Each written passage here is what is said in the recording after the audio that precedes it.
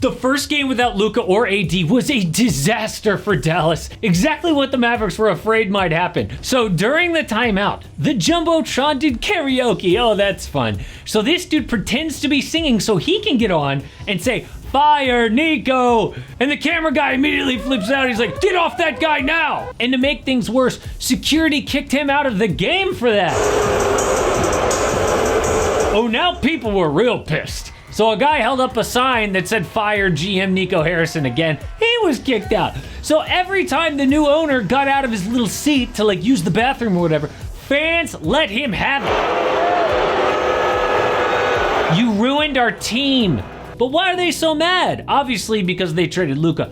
But also this new owner just said something that is unforgivable. But in the game before, hey, AD looked great. For like 30 minutes because he got injured to the surprise of no one. Fans protested outside the arena chanting "Fire Nico." So this new owner gave an interview. Dude tried to explain why they traded a 25-year-old generational superstar for Data Davis, but made it 10 times worse.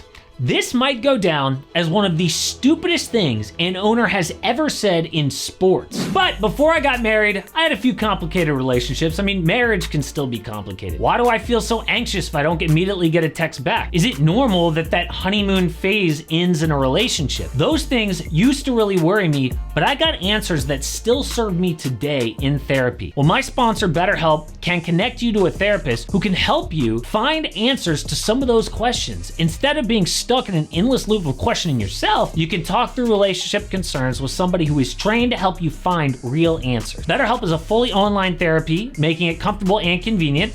I wanted to vet them, so I signed up for BetterHelp and I had a great experience. You just fill out a questionnaire and BetterHelp matches you with a therapist in as little as a couple of days. They've got a diverse network of 30,000 plus licensed professionals with a wide range of specialties like relationships. And the cool thing about online is you can easily switch to find the right therapist for you, which is really common, by the way, in the real world, but a lot less awkward online. They carefully make sure that these therapists are well qualified and their customer support team is there to help if you have any questions. So get help with relationships or whatever you have going on in your life. Just click the link in the description or go to betterhelp.com/amhoops to get 10% off your first month of therapy. But at least the fans know why Luka got shipped to LA. So this guy's name is Patrick Dumont. He is part of the Adelson Dumont family, who bought the Mavericks from Mark Cuban back in December 2023. Patrick is the governor, which means that he calls all the shots. It's like, you know, the Buss family owns the Lakers, but Jeannie Buss is actually in control. So Dumont was like, "Yeah, I traded Luka and here's why." First off, he says, "No, we're not moving the team to Las Vegas, okay? That's a conspiracy theory.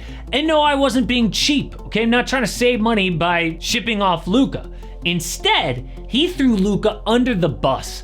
If you look at the greats in the league, the people you and I grew up with, Michael Jordan, Larry Bird, Kobe Bryant, Shaq O'Neal, they worked really hard every day with a singular focus to win, and if you don't have that, it doesn't work. And you shouldn't be part of the Dallas Mavericks. If you want to take a vacation, don't do it with us. Wow. Okay, without calling out Luka by name, he's basically calling him a lazy, selfish bum. But does this guy even watch basketball? To list Shaq as one of the guys who worked hard every day is a joke. Okay, one of the main problems between Shaq and Kobe was work ethic. The man used to come into camp out of shape. He once put off having surgery so that he could have his fun in the offseason. Shaq said, "Well, since I suffered the injury on company time, why shouldn't I also be able to get surgery and do recovery on company time?" Basically like, yeah, F the team, okay? I'm trying to have fun in the offseason. And also Larry Bird. Okay, I love Larry Bird, right? But this guy got in a literal bar fight in the 1985 finals, which means he was in a bar late at night during the finals. He said, "Yeah, I make mistakes. I've made a lot of mistakes. I like to drink beer and go out and have a good time, okay? I'm human." Which sounds a lot like, oh, I don't know, a certain Slovenian basketball player. And how does he not mention Dirk Nowitzki when listing champions? There's a statue of him outside of your building. Oh, but then somehow it got even worse. When asked about his GM, Dumont said, "In Nico we trust. We had a tremendous run to the finals last year, but before that year's trade deadline, our trajectory was not a playoff-bound team. Those trade moves made by Nico allowed us to achieve our potential and get to the NBA Finals, which is true. I mean, getting PJ Washington and Daniel Gafford gave them the defense and the depth they needed to support Luka. Luka is the reason they made it all the way to the finals. None of the moves matter at all without Luka. I mean, if there's one thing that all NBA champions have in common, it's having a top 5 to 10 player, with like maybe one exception. So this owner not only showed in one interview that he doesn't know the NBA, but also he doesn't know how to run a team. It's like getting new tires on your Lamborghini and thinking the tires are the reason it goes so fast. Then you trade your Lambo for like a broken down Corvette and you're like, joke's on them. I kept those magic tires. You're an idiot. But the old owner actually tried to stop this trade from happening, okay? When Mark Cuban sold the team in 2023, he was told he got to keep basketball decision making, right? Well, that was a lie because Dumont did not even consult Mark Cuban in this. And when he heard about it, Cuban immediately called GM Nico Harrison, by the way, who he hired, but it was too late. Nico was apparently done with Luka. And now we know why, because reporter Mark Stein dropped a bomb. He says that Nico was mad because Luka refused to improve his diet, conditioning, and attitude with refs. We know that. He believed that the injuries would only get worse as Luka got older, and so Nico was not prepared to give Luka that $315 million max extension. He was gonna lowball the third highest average scorer in NBA history who just took them to the finals. Now you can see why so many fans are saying these new owners are cheap. They don't care about basketball. They don't want to pay some big luxury tax bill trying to win. They just bought the team because they want gambling legal in Texas. That is it. So Nico Harrison believes Luka has peaked, okay? Luka's best years are behind him. And we'll see about that. If that's how you feel, fine. But at least get a gigantic package for him. Instead, they got a 6-year older Anthony Davis, Max Christie, and 1 pick.